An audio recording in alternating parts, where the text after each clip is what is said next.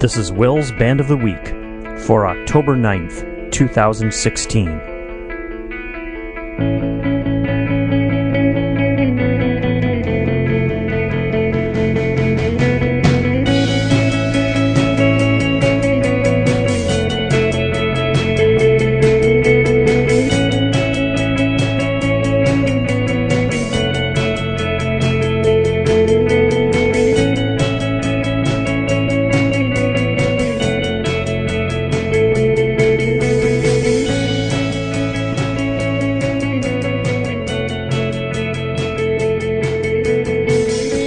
Hello, and welcome to another edition of Will's Band of the Week. This is Will, along with Craig from the Ipswich Bureau. Here I am. Good to have you back. Oh, it's a pleasure to be here, as always.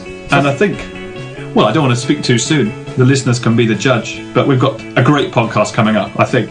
Isn't it funny when you start that way? We should say at the end if it's been great, not in advance on a TV show when they say, we've got a great show coming up.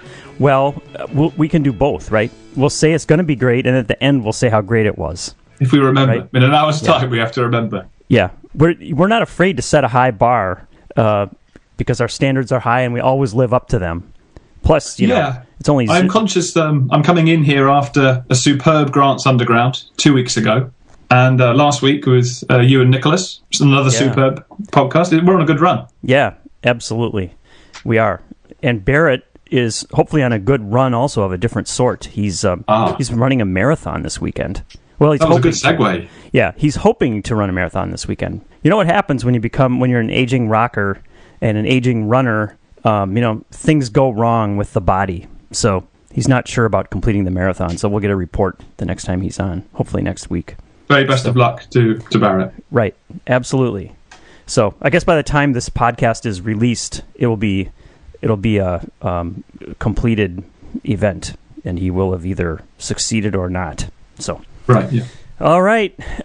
We have all kinds of stuff. And not only the bands, but we've got reports. We've got everything. We better get going or we'll drag this on for too long, right? Yeah. There's no music news, is there? Nah. No music news at all. Nothing has happened. I'll say one thing. So we're not supposed to talk negatively about anything on this podcast, are we? Not really. That seems to be that's what you told me when I signed my contract. I'm going to do a 15-second review to get one thing out of the way, okay? Okay. I listened to the new Bon Iver album, and I actually made myself listen to it twice, and the second time through, it was in the middle of the last track, and I deleted it. So that's gone. Whoa. So I know that some of probably our demographic and, a lot of people who listen to this podcast probably like Bon Iver, and I kind of liked his first two albums, but can't do it on this one. Sorry, people. But was that the on the end of his second album, the track that sounded like Bruce Hornsby in the Range?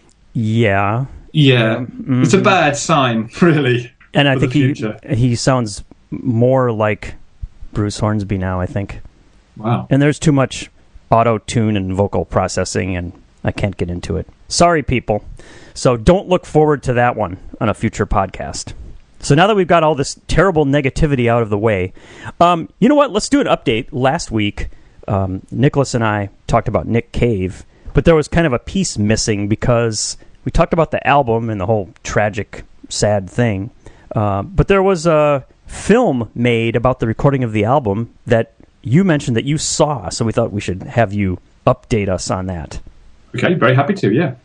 So this film was One More Time with Feeling, which Nicholas mentioned last week, I think. And, let me say, I start from this. I haven't really ever been a Nick Cave fan. I've seen him once live, and it was very, very good.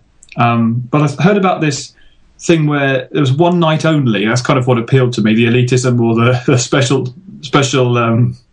the uniqueness of it. For one night, there's going to be a movie about his new album, and I'd known what happened, the tragedy in his family in the recent, last year. And I knew of that, but I didn't really link the two. And I sort of thought, well, I'm not going to read anything about this before I go. So I went in pretty much with not expecting anything, no expectations, no understanding of what was going to be. And I really think that was a good thing to do because the whole thing, everything was kind of new to me. And it was kind of occurring to me as it went along what this was going to be about. And I thought, well, I wonder if this was shot before or after the tragic accident with his son, and then it gradually became more and more clear. Okay, and then it got a little bit more sad and gradually, heartbreaking towards the end of the film. So, yeah, really quite a powerful film, and at the same time, though, really interesting. And almost, into the way the recording process of Nick Cave and his band, and the way that he thinks about his art and his writing. And then a brilliant piece of filmmaking as well, really well directed and shot. And they had this 3D camera thing, which was the subject of jokes. They kept some like the jokes from Nick Cave in the film about him saying, "Why have you got that bloody 3D camera?" and stuff like that. But it worked quite well. It was quite subtle. So overall, yeah, very positive and a really good film, but incredibly sad. Incredibly sad. Well, I hope it gets a second run or a second special event night or whatever, because I think I'd like to see it. Yeah, I would recommend it to all music fans. As I said, I went in not being a Nick Cave fan. I think it's always tricky, isn't it, when there's films of music or films of sport, which is things that people like outside of the... So when you go to a live sports match, or when you go to follow your team throughout the season, or when you go to a gig, right? You think when those things... It's hard to make a film of those things sometimes, and there have been many failures, which I won't go into, but this is a real success, I would say. Mm-hmm. Great. All right, let's keep it rolling. I think it's time for this.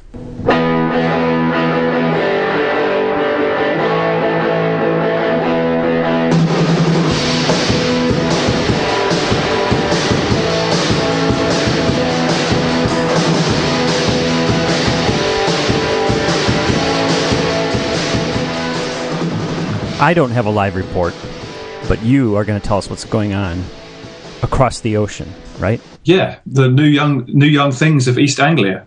That sample, the live report jingle, sounded a bit like the event I was at, actually. Well, it must have been good then. Yes, it must have been. So when we did my top 10 of the year last year, I gave a special mention, partly because they're local, but partly because I think they're quite good, to the band from Lowestoft, which is on the English East Coast, the most easterly town in England, actually. Mm-hmm. I give a special mention to them in the top 10 for their EP. And they play quite a bit up in Norwich, which is a city north of Ipswich, about 45 miles north of here. So we went up to see them. They're playing an EP launch show at a nuclear bunker. So it was quite exciting. When I heard this was happening, I thought I better go to this, because this is something that, I don't know, you don't normally go to gigs in nuclear bunkers.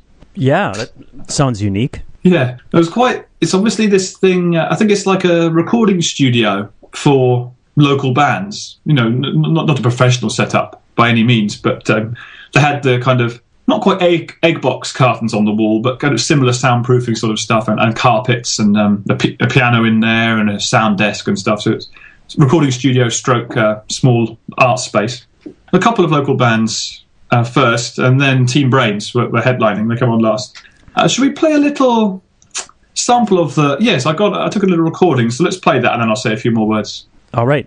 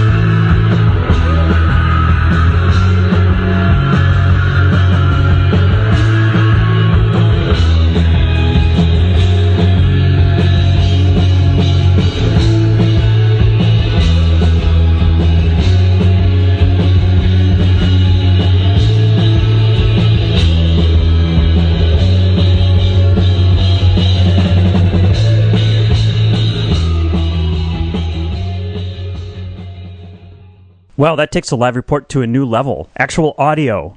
Yeah, I don't think they're going to make any new fans from my recording there, but not the greatest sound quality. But what you do get, I think, is a they have this kind of the sense of the swirling sound they have going on. I guess it's similar to Ride in a way, the band from the 80s. The Ride 80s or 90s? 90s, I think. That kind of shoegazy style. Yeah. I remember Ride, and that, there's reasonable comparison. What else is there to say about them? Yeah, I think they're a bunch of young kids, but probably a band to watch out for in the future. I'll probably be seeing them again quite soon myself. I think it's quite nice to have a local band that you're following. If they're okay, you wouldn't.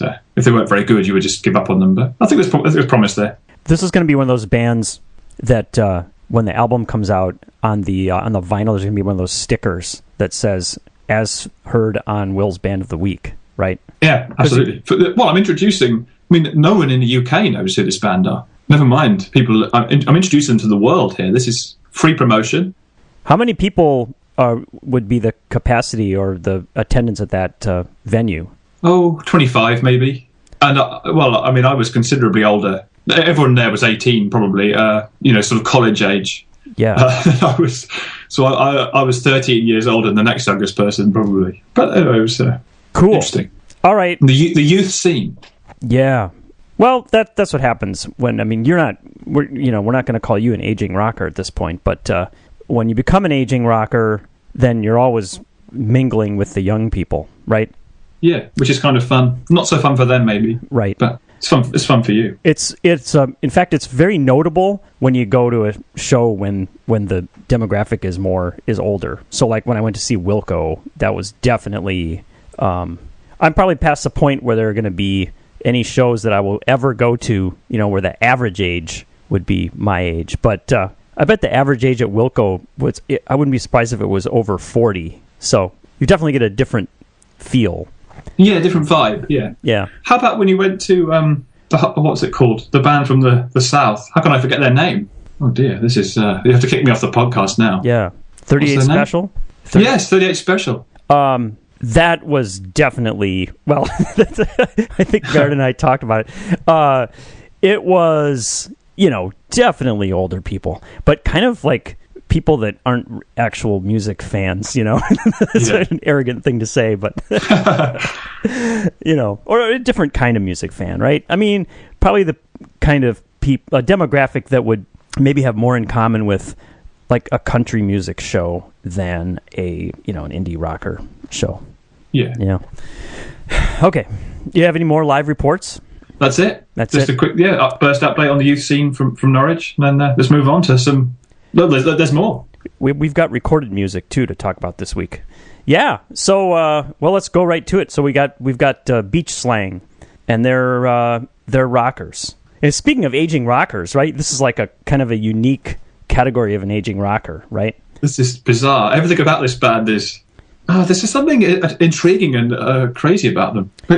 All this kind of youth angst and youth feeling about them, but they're into their 30s, aren't they? At least I think the guy's over 40, and that's what. Wow, that's even better. I failed to do my music journalism, so we're going to figure this out. Why don't we play a track and I'll look it up while we're playing it. You might succeed where I failed. I googled for about 5 minutes trying to find his age, and I couldn't find it. Maybe you can have another go. I'm taking that as a challenge. So, yes. All right. So, the new Beach Slang album. We talked about the first one. Well, it wasn't the first one though, was it? It was the first one that kind of made them big. I think it was just last year. And then now this one just came out, and it's called A Loud Bash of Teenage Feelings. So I'll make a pick. I like track 5, Hot Tramps. Your eyelashes shine like a plastic diamond.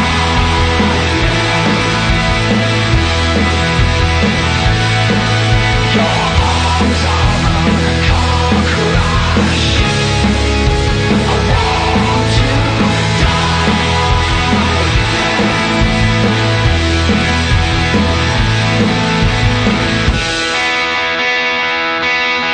Your lips smashing my jaw.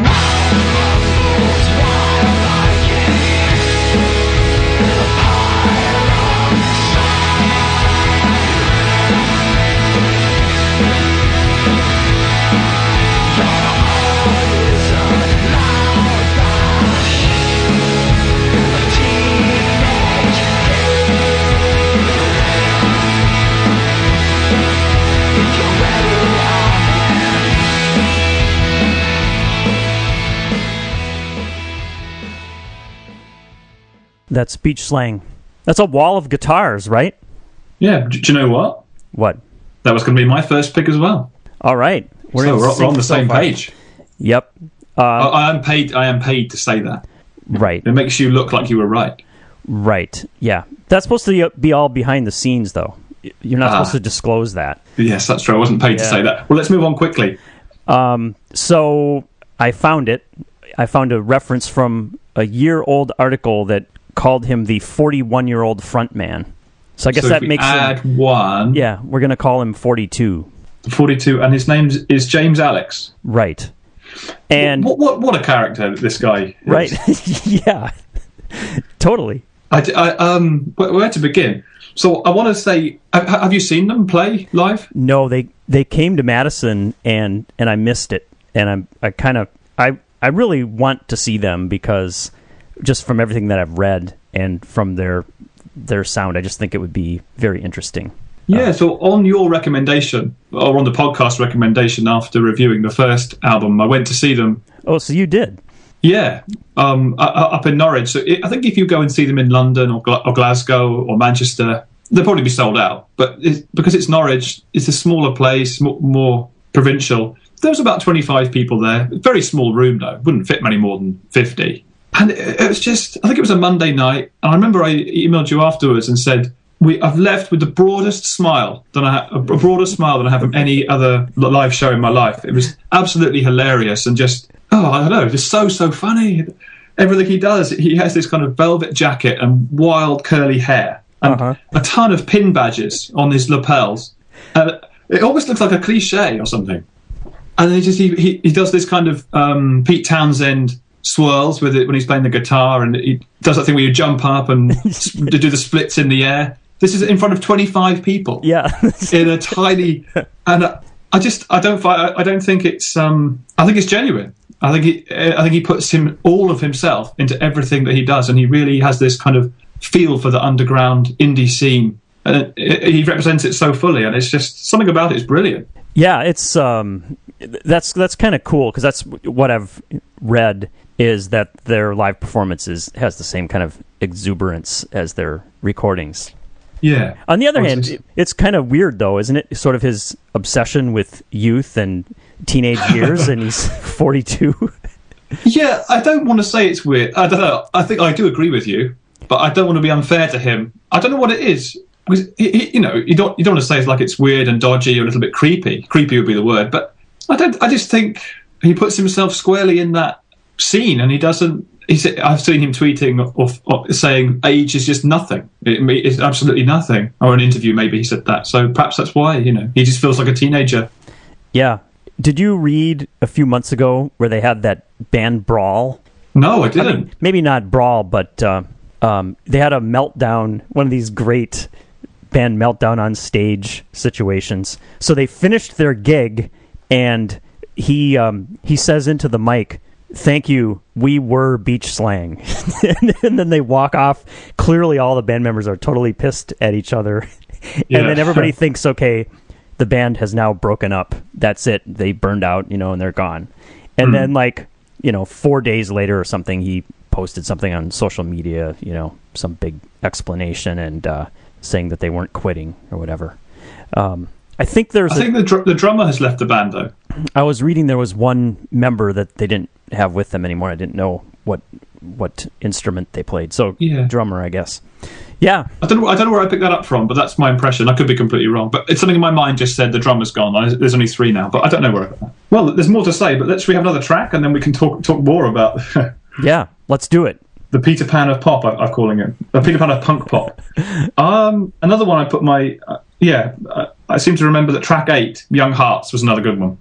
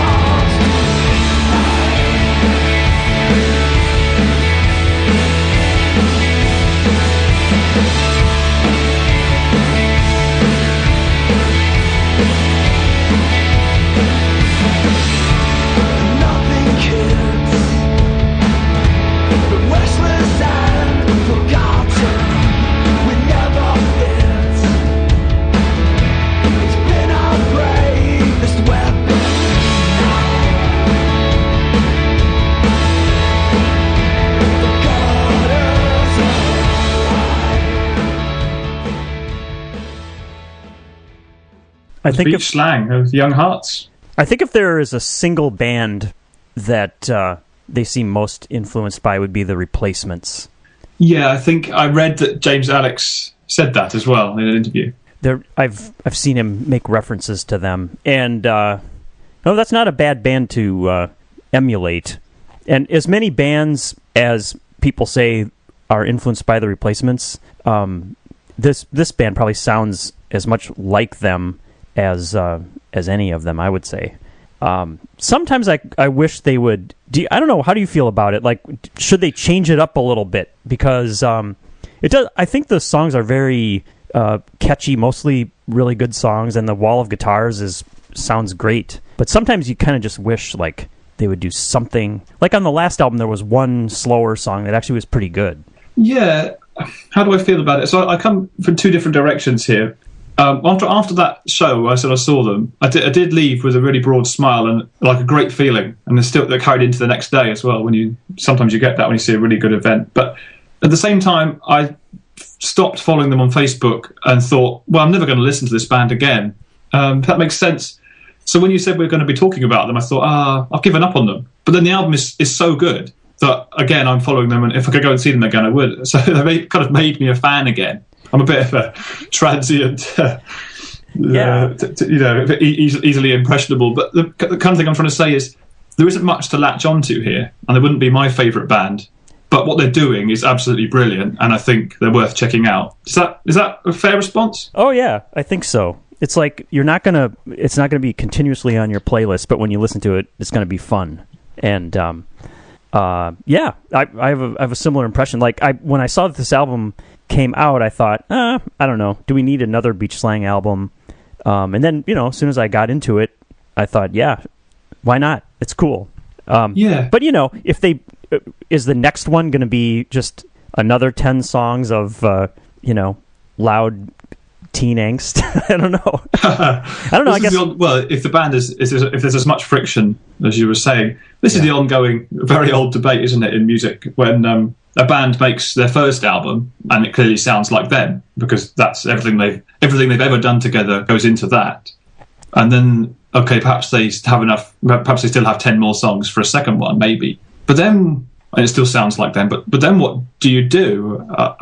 Radiohead solved it. But not every band's going to be as big as that. I don't think it's a problem if a band just keeps going in the same groove. People will get tired of them and they'll split up, but that's okay. They had a good time when they were there. So I don't know. It's a difficult one to answer. Yeah, I think. You're right. I can't disagree with any of that. So let's play another track. Here's one that's I think definitely a Replacements influenced song, and it's a good one. It's track 3, "Spin the Dial."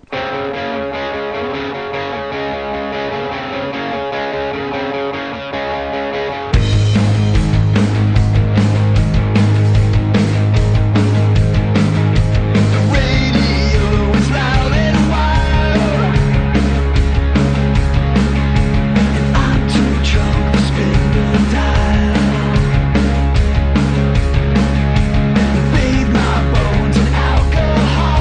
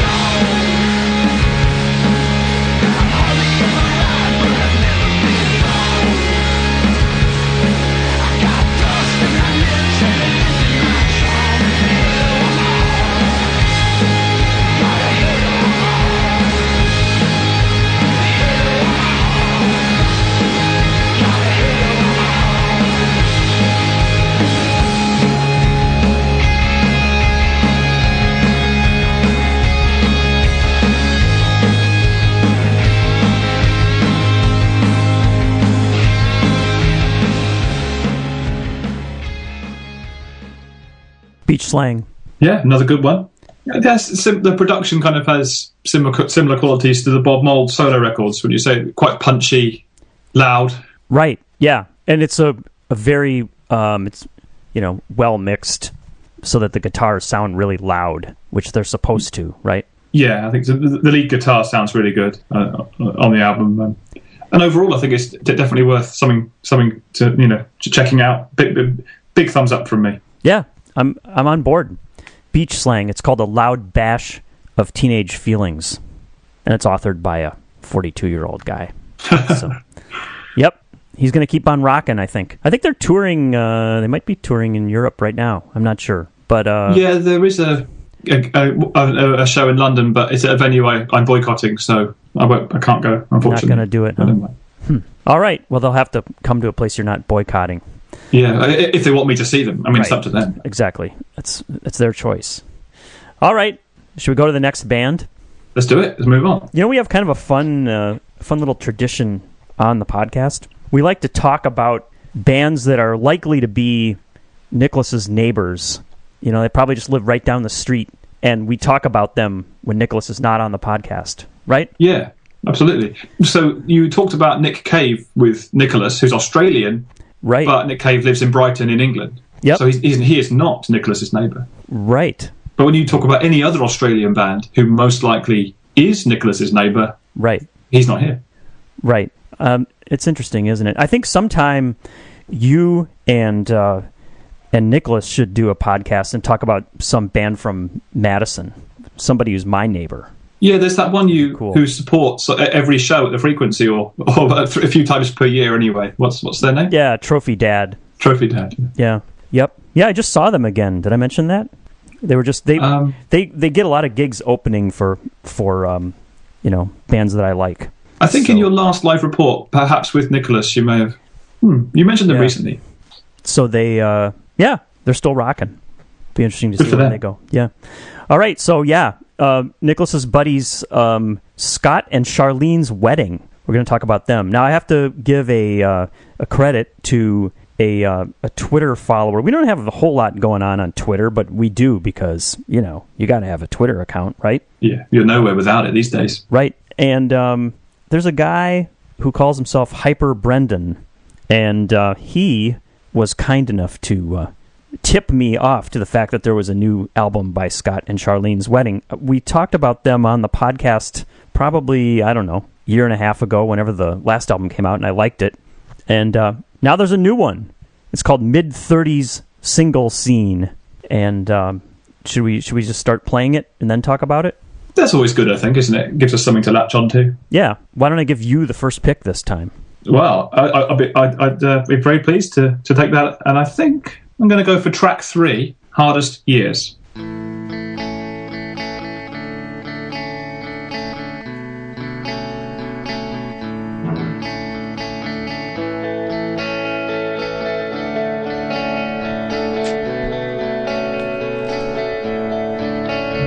It's the hardest day on record in Adelaide, so we take the party inside to the AC.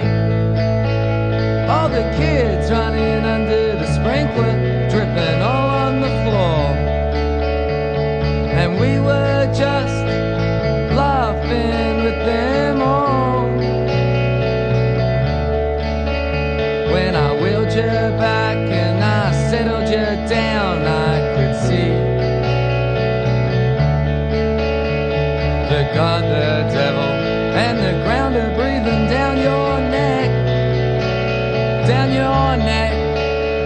and you just laughed, the biggest laugh that I ever have heard. I take my hat off to that. I take my hat off to that.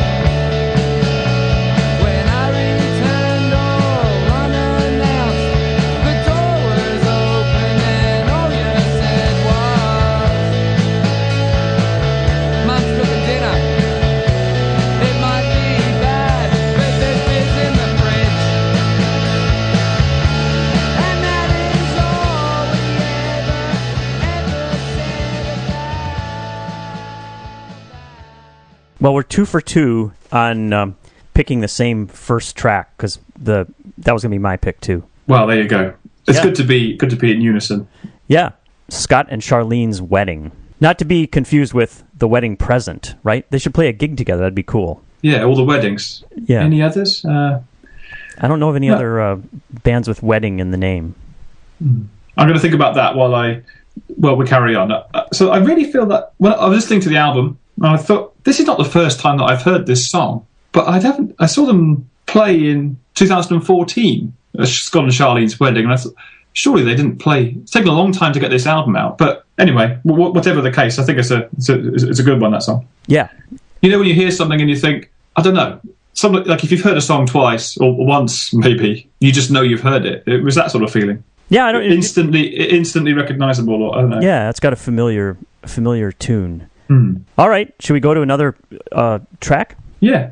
Let's go with. Okay, I'm going to play track 6 called Bush, and it has a really long intro, so I'm going to fade it in at like I don't know, minute and a half into it. So here we go.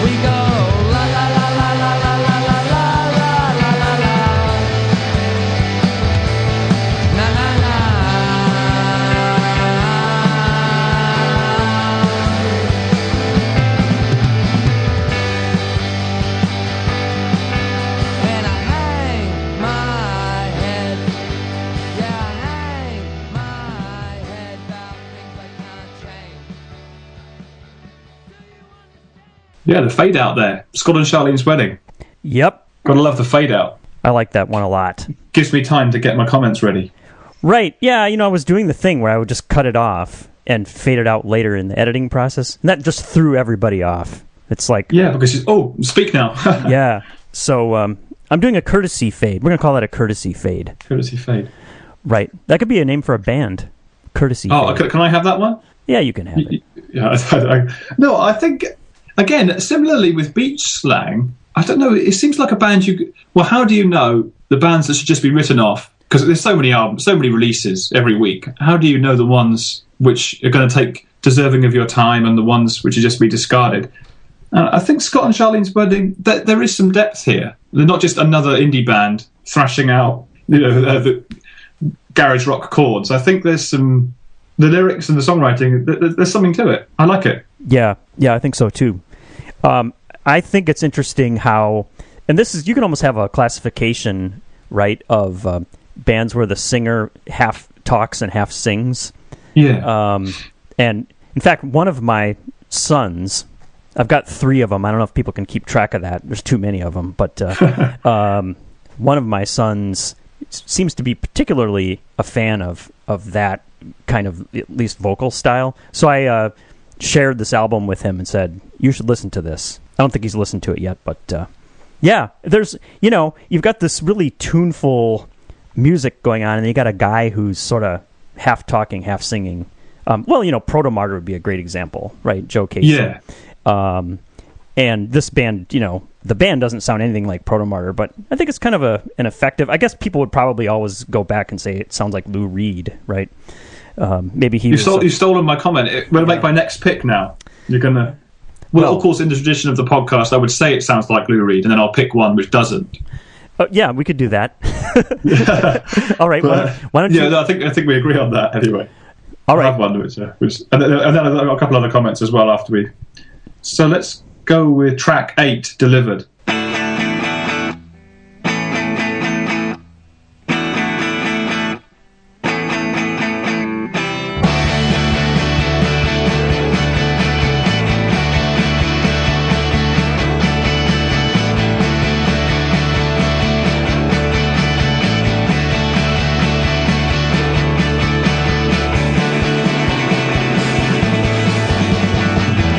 Going back again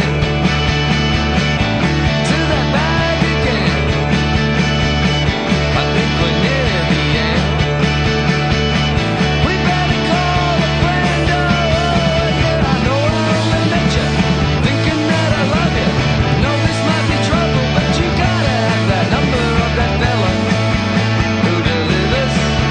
Yeah, that fella who delivers, delivers, delivers, delivers, delivers, delivers, delivers.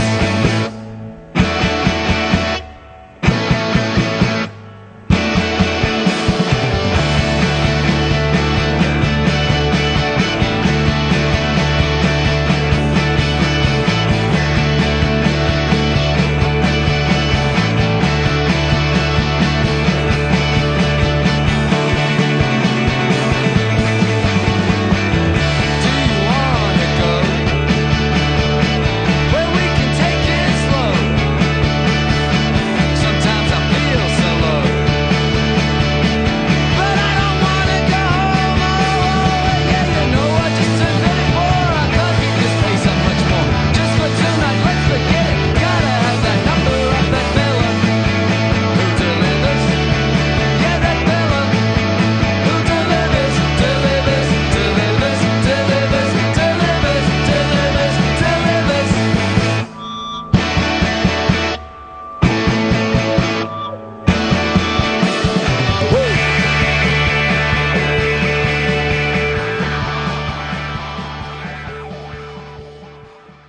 Yeah, it's a good pick. And that's from the 1972 album Transformer by Lou Reed, which we're talking about today. So that actually is a Lou Reed cover? No, I'm joking. It sounds so much like it. I know. It very well could be. And I don't know my Lou Reed catalog. Seems like I completely fell for your joke there. We Yeah. should do that bit again. No, that totally No, I'm only joking. that It's totally not. sounds like Lou Reed.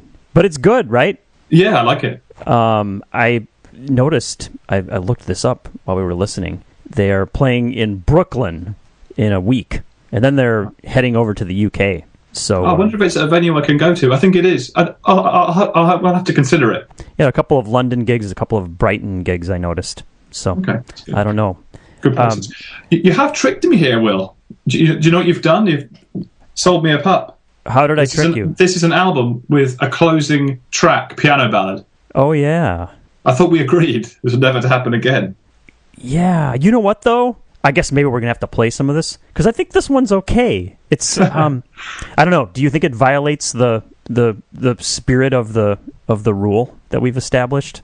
I think it's okay. I'm going to let it through. Let's play. Maybe the listeners can decide. Yeah, let's just play a little bit of it so people get an idea.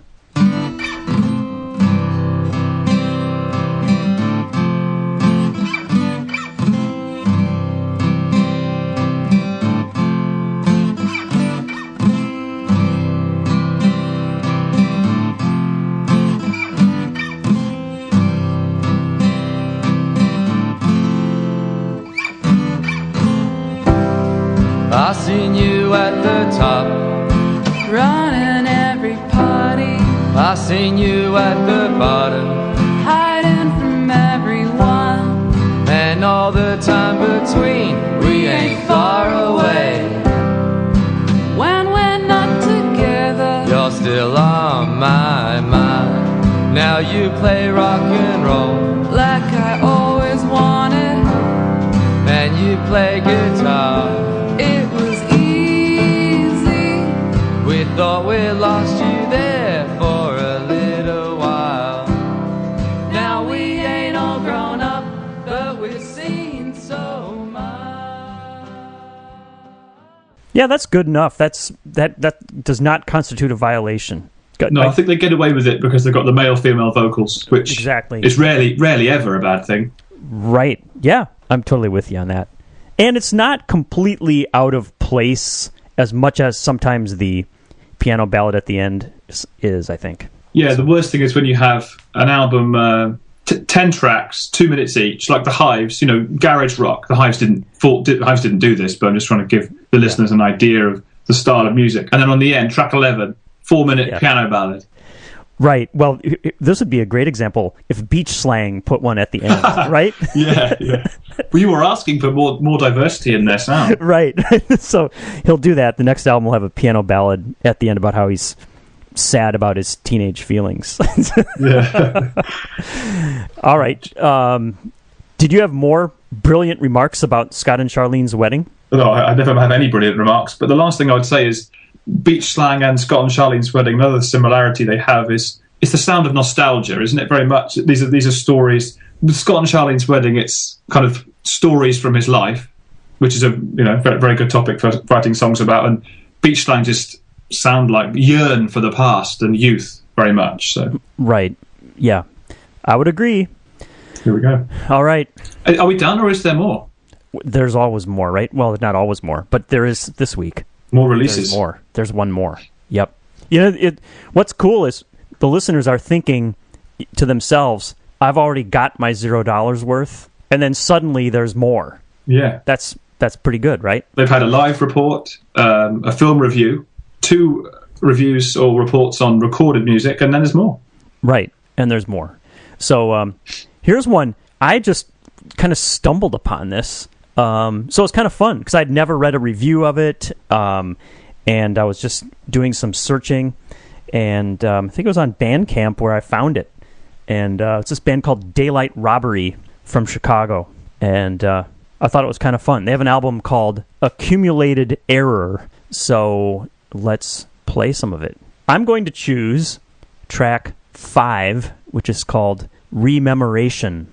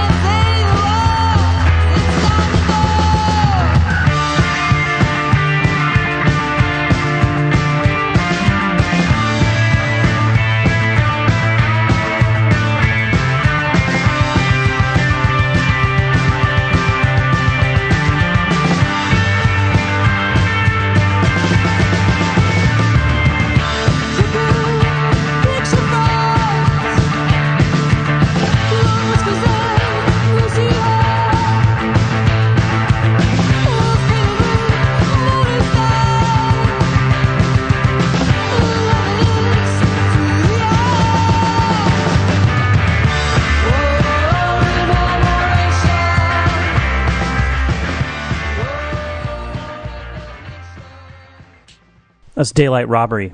Yeah, this is one of those cases where the streaming services got themselves a little bit muddled up. Have you noticed this? I don't think so. Well, when my assignment came through from you this week, I signed into Spotify diligently to listen to the album, and I saw the picture of the band there, and I thought, now this is a joke from Will. And I almost had to email you straight back and said, "Oh, come on, what are we really talking about?" Because there's this band, I think, from Birmingham in England called Daylight Robbery, and it's just, when you see the photo, you know the kind of band. I don't know what you'd... The guys with all black clothing, long hair and beards. Like, it's going to be some kind of hard rock or metal. Uh-huh. Maybe even a covers band of Black Sabbath or something like that. But this is not the same band that we're talking about from Chicago. Two Daylight Robberies. Well, that's definitely something to be confused by. Yeah. Have a look at that photo and see. What you're going to have to laugh at that. So. Okay. I'll have to find it. So did you find this Daylight Robbery, or did you only find the other one? Oh, I've listened to both. No, I only listened to this one. I haven't got time to. So you when found you see the photo of the other guys, you wouldn't listen to it. Okay, so you were like, no way could he be serious about that. And then you found the correct Daylight Robbery? Yeah. How did I find them in the end? I don't remember. I think I assumed that the only one with a Bandcamp page would probably be the good one. And I saw Chicago, and I thought Madison, Chicago, and then found it that way. So I'm looking on Apple Music, and I'm only finding one Daylight Robbery artist. It was Spotify that I was on. Yeah. I'm going to go there now and see if it's the same. Okay, there's a photo. A guy in a leather trench coat with a goatee beard. They're all wearing shades. All black clothing. Huh? Oh my. Well, maybe we should we listen to some of them? Let's do the real Daylight Robbery justice, and then maybe we'll come back to this. Yeah, I'll check on my Spotify too. I've got a Spotify account also. Yeah, so these imposters, we don't want anything to do with them. Yeah. Well, do you want to pick a track then from the Chicago Daylight Robbery? Yeah, I think there's 4 or 5 good ones on here. And on the basis that if an album has a song called this, you have to play it, I think I'm going to pick track 10, Better Off on Mars.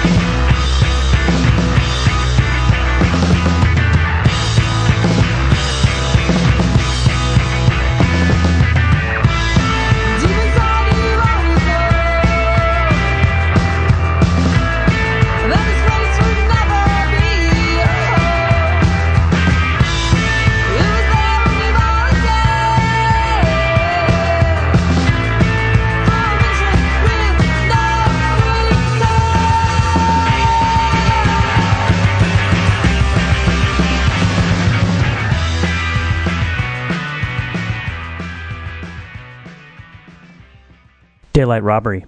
Yeah, Better Off on Mars. Pretty much, agrees with my sentiments. Yep.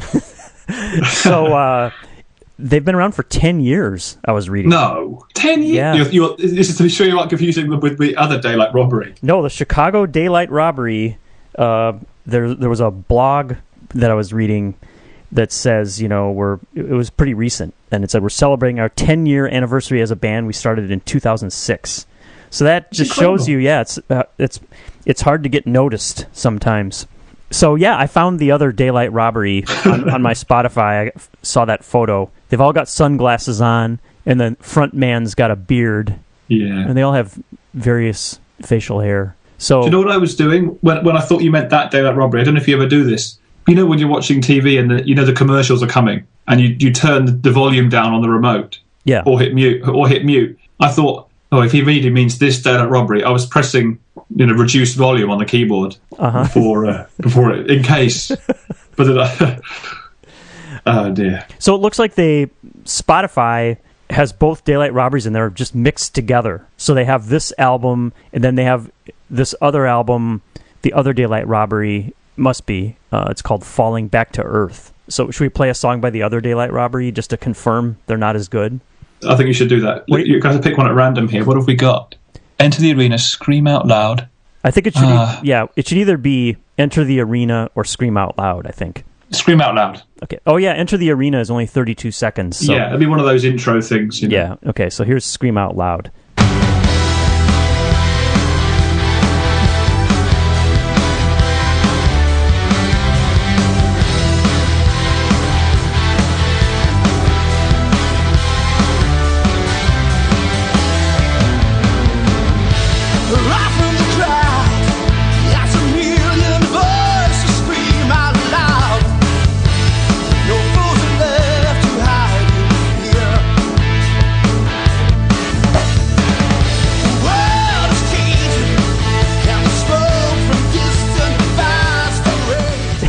That's unbelievable, right? It sounds like Emerson, Lake and Palmer to me. Yeah, like when they weren't any good anymore, or like some arena rock band from the 80s, like ELO maybe. Asia, remember Asia? Oh, Asia, yeah, something like that.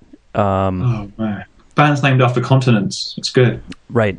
Yeah, I think naming your band after a city or a state or whatever, that's bad enough, right? Yeah, Boston, for example. Right. I mean, that's really, when you think about it, it's really pretty terrible, right? Yeah, and if you name your band after a continent, that's really saying a lot, right? Yeah, pretty much. Yeah, it's a bold statement, that's for sure. I don't think there's ever been a band called The World, has there? I don't think so. Universe. Universe, yeah. Yeah, there are plenty of bad band names out there to find. Yeah. But Daylight Robbery, I think, the real Daylight Robbery, that's an okay name. Right. Yeah, which is kind of funny that there are two of them, right? You wouldn't really think that would be taken already. But probably the Chicago one, if they've actually been around for 10 years, they probably started before this other Daylight Robbery. Yeah, they have to do that thing where the UK one should say Daylight Robbery UK in brackets or whatever it's called. Yeah. Why do they always make the UK band do that? Why isn't there ever a band called something US? Or it should be the one who was first. Daylight Robbery America. The second one should have to do that, but I don't know. Right. Yeah. But you have the London Suede. To you, it's just Suede to us. Exactly. And then remember I think the first example I can remember of this was the band called Squeeze, right? And then there was like UK Squeeze or something. Oh, really? But it was actually Squeeze was the UK band. So, yeah. I think my brother accidentally bought an album by the wrong Squeeze. I'm like, hey, that was the wrong band. He was very disappointed. So we could get Barrett this album by Daylight Robbery for Christmas on vinyl, but be sure not to send him the wrong. This album Falling Back to Earth by the UK Daylight Robbery. Right. All right, we should play one more track, right? Yeah, I think so. I think I'll go with number 4, New Threat.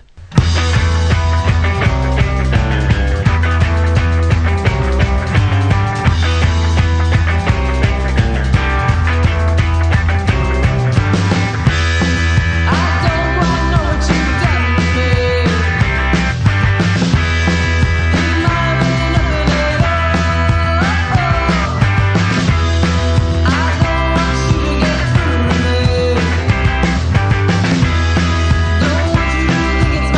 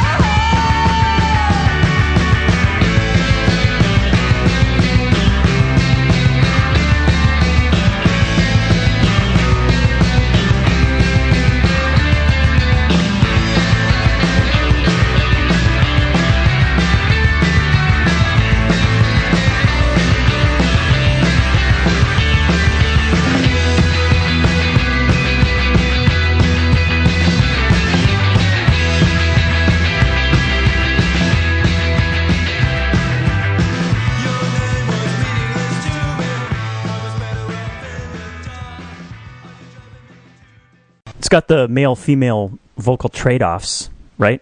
Yeah, I think that's a strength of the album. It's good. Yep. Yeah, I wouldn't say that it's completely, consistently, great from beginning to end, but it definitely has its highlights, and it's a fun sound. I agree. And I bet another thing that attracted you to it was the bass, because it's very notable, isn't it? Yeah, very much so. Yeah, it's kind of a driving, kind of distorted bass, but it's rocking. Yeah. I think they'd be a fun band to see. I hope you get a chance to go and see them. Hopefully they'll come to Madison and you can see them. Yeah, there are a couple of bands from Chicago, other bands that Grant has gotten into lately, and we're just thinking they gotta make their way up here. It's not that far, Of course, if they come up here and nobody shows up, then it's kind of not worth it. So I don't know. How do you get a following anyway as a band? I have no idea. No, well, I don't know. If we don't know, who's going to know? I mean, the show promoters, obviously they have a way of figuring out who is going to draw people. And I was just asking Grant the other day about this because one of the local promoters had a Facebook post or something, and it said, coming up, this band sold out. This next band sold out. The third one was like tickets going fast or whatever. And the two that were sold out, I had never heard of. And I'm like, I am clearly not totally, knowledgeable of even the indie music scene, even here, which is just weird, right? So there are completely different avenues of music discovery that I'm completely unaware of that are significant enough that they can sell out. Like one was a 600-person venue, and the other one was, I don't know, I can't remember. But it's strange how that can happen. Yeah, I think. Well, someone might point out we waste our time listening to bands from Australia. Well, a critic could say, "Focus on your own music scene, man." Yeah, right. If you were down in the Madison scene rather than dabbling in bands from Melbourne and Scotland and exactly Serbia. Right. Now I'm curious. I'm gonna try to find this. It would be funny if you had heard of them. So give me a second here. I'm gonna look this up. Yeah. I was not able to find the those bands when I looked where I thought I saw it before. But here's another example though. Here's a band that I think they sell. Yeah, they're huge. It's a band called Need to Breathe, with no spaces. Have you ever heard of them? No. They're playing some huge place in Madison. Another band called Purity Ring. Have you heard of them? Well, this is that thing. I have to be careful what I say. Do you know that cliche where music fans say, "Oh, I've heard of them, but I've heard nothing by them," or something like that? Uh-huh. I've heard of them, but I haven't heard them. But it's exactly the case in this situation. I've heard the name, but I don't know.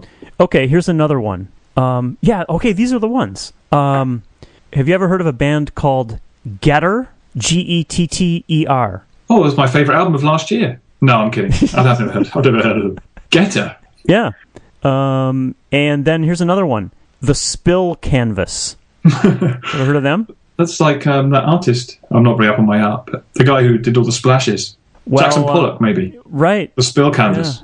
Yeah. Apparently they sold out. I guess that one's the Frequency. Okay, well that's 99. That's, yeah. Yep. But I think I could sell out there. Right. But the Majestic holds 600, and that's where this band called Getter is playing. So I have a question. Yeah. When is the Will's Band live recording from the Frequency going to happen? It should definitely happen, shouldn't it? How much should we charge for tickets? God, if we had, it'd be so great. We get all the correspondence. We fly you guys in. Yeah. I can only come first class, just to let you know. Well, that's going to have to be negotiated behind the scenes. Yeah. You probably have an entourage that would come with you too, right? You'd be surrounded to be two guys wearing suits on either side of you as you walk in. Yeah. Like those two guys who stand either side of Trump. Yeah. Oh dear. Oh, you want to get into joke that? About him? Yeah. So I think it would have to be with all the international correspondence. It'd have to be a $20 ticket, probably, right? But 20 times 99. Well, 20 times 100. Yeah. Yeah. Now we could get probably some of our good friends in the music industry would just come and stop by and talk. Probably Win Butler from Arcade Fire would stop by, probably, right? Yeah, maybe, and Barrett knows Nick Cave, of course, right, so he'll probably come through. Right, and maybe Jim James from My Morning Jacket, since he He, he's been in Barrett's coffee shop. I think probably maybe Jeff Tweedy from Wilco. He'd probably stop by. So we'd probably get a few good guests. I mean, yeah, and we could have Trophy Dad opening up. Yeah. then we podcast, and Daylight Robbery headlining. Right. Fantastic. Yeah. So, well, okay. The building blocks are starting to be accumulated here. Just get ready, listeners, because this is coming. Yeah, it's going to be huge. Of course, the problem is that all the listeners would have to fly in too to see it, but it'd be worth it, wouldn't it? I mean, come on, this event. Yeah. If this doesn't sound like the best event ever put together, and international vacation to Madison, Wisconsin. Yeah, it should be one of the nicest cities in the US. Yeah, it makes a lot of those dorky lists, of like good places to live. So yeah, check those out. People have to rank. Somebody ranked it was kind of crude. They called it the drunkest cities in America. Oh. And like 5 of the top 10 were Wisconsin. And I think Madison was in there somewhere. And there's because you have the German heritage. That's perfectly acceptable. I think that's what it is. And these other college towns in Wisconsin made the list too. So yeah, it's a little crazy, but I mean, I'm generally pro beer, but it does get a little bit crazy. Like we are pretty high up in drunk driving, for example. So that's not good. No, not good. Just enjoy yourselves responsibly, guys. Exactly. All right, have we covered it? Is the $0 worth covered for this week? I think so, and we're entering the territory where we just ramble aimlessly. So I think probably time to thank the listeners. And we didn't do. We talked about this a little bit before we started recording, but we haven't really done a Premier League update. I see that Barrett and Chris's team is way up at the top, and my team hasn't won a game yet, and your team is, I think, kind of just right in the middle of the pack, right? Yeah, I'm just scanning down. Got the table in front of me. Yeah, Sunderland haven't won. Played 7, 2 points. That's 2 draws. Yeah, one of which was against Southampton. So. I think that Sunderland. You know what they might need to do?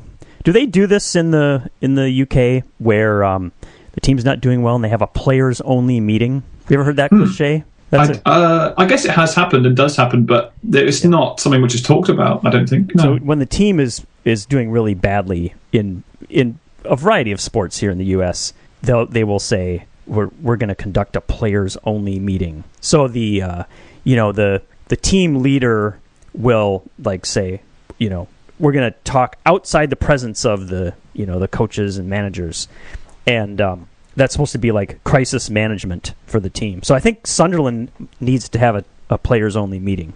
Yeah, but I don't know if I think this is a good idea because, well, certainly in soccer anyway, the manager is the one who keeps all the hot-headed players under control. He's the voice of reason. So letting them talk to each other without that kind of stabilising influence, no. I don't see that working. Do they fire the coaching staff in the middle of the season? Oh, yes. And is it done We're in the week now. I just saw a report about 5 days ago that said, this time last week, 7 days ago, it said, in this week coming up, in 2015, 6 managers were sacked. And so it's like, this is the time then. And then there has been at least 4 or 5 sackings this week again. Wow. So they really I think it's because it's the early part of the season's gone. You're 2 months in now. August and September have gone. Yeah. Second international break. So this weekend is a weekend off. So that you have kind of 2 weeks without a game. Yeah. So you've got time to get rid of someone else and bring someone else in. Yeah. So security of tenure is not a thing which you associate with football management. What about recycling of managers? Like here in the US, some of the sports more than others, you'll get the same coaches or managers they keep getting fired and rehired. Yes, it's almost very much. Yeah, almost like an acknowledgement that they're good at what they do, but we still got to fire them anyway because maybe the fans demand it or they need a shake-up or something. Yeah, it just seem to get themselves into a rut sometimes. Football teams, and the most obvious thing to change is the management because each manager brings with them a style and a method, and it kind of just shakes the whole football club up. So that's what they. Yeah. I don't know. All right. That's good. I think we needed that little bonus there because it's not just about music. It's about world enhancement of your world view. That's why you listen to this podcast, right? I should think so. Yeah. Yeah. All right. I think we should probably sign off. Okay. It's been good. Thanks very much. It's a pleasure as always. Hope the listeners have enjoyed it. Yeah, keep us updated on cool stuff. And we'll probably talk to you specifically again, maybe in a month or so. Something like Sounds that. good. Yeah, I'll be here in Ipswich. I'll keep trying to find good stuff and go out to some live shows, bring some reports back, and maybe even recordings too. So we'll see. Good. Yeah, and I'm hoping to get to some live shows. Got a couple on the docket, so we'll see how those work out.